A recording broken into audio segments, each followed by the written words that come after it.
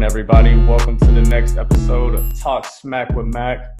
I'm pretty excited, man. I got a young guest here today, Keiden Santiago. This dude, he's talented, you guys. He plays sports. He's making beats these days. But most of all, he has a brilliant sport mind. Go ahead and say what's up, Keiden. What's good, guys? If y'all are not subbed up to my boy Talk Smack with Mac right now, y'all need to click the sub button. This is like top 5 podcasts all time. Hey, thank you. We only grind to get better, baby. Know the vibes. So what I want to talk to you about, man, is NBA MVP talk. There's a lot of rumors going around. It's kind of swaying for LeBron to win MVP. How do you feel about the MVP? So me personally, I've been like a Giannis fan since like before all the hype. Like you and your brother was telling me about Giannis taking over the league 4 years ago. Exactly. 4 years ago. You guys were like, hey, Giannis is about to take over. I remember exactly where I was when you told me that. So yes, ladies and gentlemen, he is talking about Giannis way before he became the Greek freak. Sure. And so I feel like he's gonna repeat. He's gonna go back to back. If anything, he's having a better season than he did last year, which was MVP season. So I don't feel that it should go to anybody else besides Giannis. Okay. LeBron's having a great season. Yes. LeBron is having an absolutely crazy season. He's shooting 35% from three on over 6 attempts per game, which is incredible. If you have LeBron shooting 35% from three, that's going to open up a lot for him to drive the lane. But in addition to that, LeBron's averaging a career high in assists, almost an 11 assists per game. Before the season got shut down, his free throw percentage is trending upwards. The Lakers are winning. But my biggest thing about the MVP race is, how do you view MVP? Is it the best player on the best team, that wins the most? Or is it the most valuable player, as in the name? How do you view MVP? So that's actually something that me and my brother debate about a lot because, the name is most valuable player. Mm-hmm. But I feel like a lot of times, because I read a statistic somewhere, it's like very rare for a non-top 3 team to have an MVP. Like a top 3 team in either conference. So I would say, my opinion, it'd be the best player on the best team. Because I feel like that's how the award has been given out in recent years. Okay. It's kind of hard to go against Giannis. It's like a running joke in my household that he barely plays. It's like he plays 22 minutes, puts up crazy stats, and then he just sits on the bench. Yeah. So I can only imagine what he would do if he was playing 35, 36 minutes a game, because right now I think he's playing like a shade under 31 minutes per game, and he's still averaging like 31, 14, and 6, shooting with a crazy shooting split.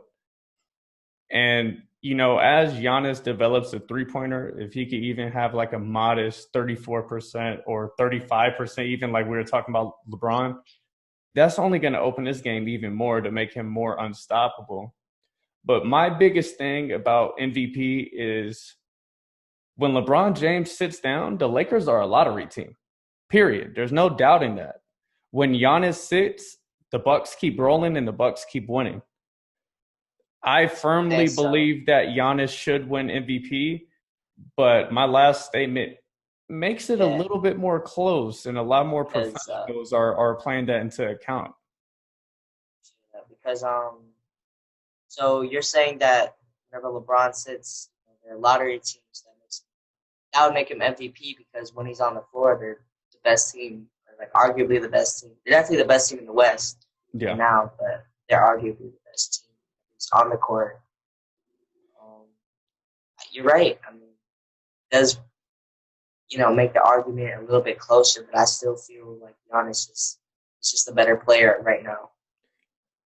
I agree with you. I do believe that Giannis should win MVP, but it should be nowhere near as far away as people think, because LeBron he's really doing something special this season because he is 35.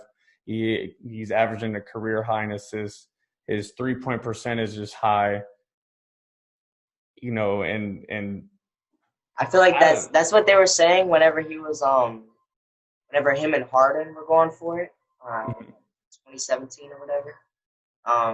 He was, they brought up his age, how his postseason run, it was crazy, he was putting up crazy numbers. He led the league in points, but like it wasn't points per game, but some like that whole argument. Mm-hmm. But I feel like it's gonna be like a repeat. He's not gonna win it, I feel. It's got to be Giannis. Giannis is just I just don't see completely dominated this season. Exactly, and he's dominated it with limited minutes. Like it's just crazy. Like he hasn't played the amount of minutes that you'd expect an MVP to play, but he's still putting up MVP numbers.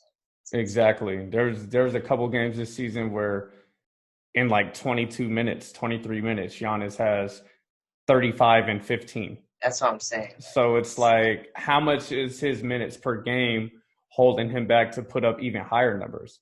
Maybe you would have to compare them on a per 36 basis in order to get those real numbers, because a lot of people, they look at statistics, man. A lot of people don't actually watch the games and see how people compete. They play, yeah. How they play, how their team does when they sit on the bench. Yeah, the Lakers may play a game where they win by 5, but LeBron is a plus 17 in a plus or minus. You know what I'm saying? So it's tough, man. But you know what? I want to bounce this interview to you. You started making beats. I've been hearing nothing but good things about you from some accredited producers. And I'm hearing that you have a lot of talent, man. Tell us about that. What got you started with making beats and your inspiration for that? So it's like it's kind of hazy. Like I don't remember exactly, but kind of like sparked for me to just start trying to make beats. But I do remember watching. If you've ever heard of Genius, their beat breakdowns, you ever heard of that? No, I have not. All right. So basically, what it is the producers on any type of song, like any hit song, usually we do like hit songs. They will the producers will explain how they make a beat, like what they put into it, what sounds they use, what 808, what instruments and everything. I just found that kind of like interesting. Mm-hmm. So I was like, I want to try to do this. I started off like GarageBand on the phone. It wasn't everybody is trash to start out. My beats were trash. But I kept on making beats. I kept on getting improving. I was improving every beat I made. I would always be mad at like my last beat. Like I'd be like, oh my god, it's so trash. But then when I just made this like heat, but every beat I do is just better and better and better. Yeah. And then I got FL Studio, which is it's a program that a lot of so many producers are using FL Studio. Scoot back a little bit. You're getting a little bit too much feedback. Go ahead, keep going. We'll see. Yeah. So yeah, FL Studio. It allowed me to just take that next step because like I have the same tools that a lot of pros are using. I have them I downloaded a lot of like beat packs, a lot of just sound packs, so I could have a bunch of different sounds to use and stuff like that. And I started off. The main problem I had was with like melodies, which is like the main. Not there's percussion and there's a melody. Like the melodies is what plays throughout the whole song. There's percussion comes in, whatever. So I had no problem with the drums or anything. But melodies, I was always kind of like I wasn't very creative. So I always used to use loops, kind of like which are just free online. Somebody else made them, and I just sample it and I'll put it on my beats. And I still do that. I'll sample it to this day. I've been really working on it. I'm trying to improve my ability to make melodies. So I feel like that's a very important skill set. Definitely, and I'm sure that comes with time. Yeah. Effort and making beat after beat after beat. I've seen Lambo make 2,000 beats Yeah, it's pretty crazy. It's Yeah, like, so it's a practice. It's an art for sure. Well, man, why don't you let everybody know where to find you at? You got Instagram, all Facebook. right. So everything is Kdngocrazy. So it's like Go ahead, spell it out KDNGOCRAZY.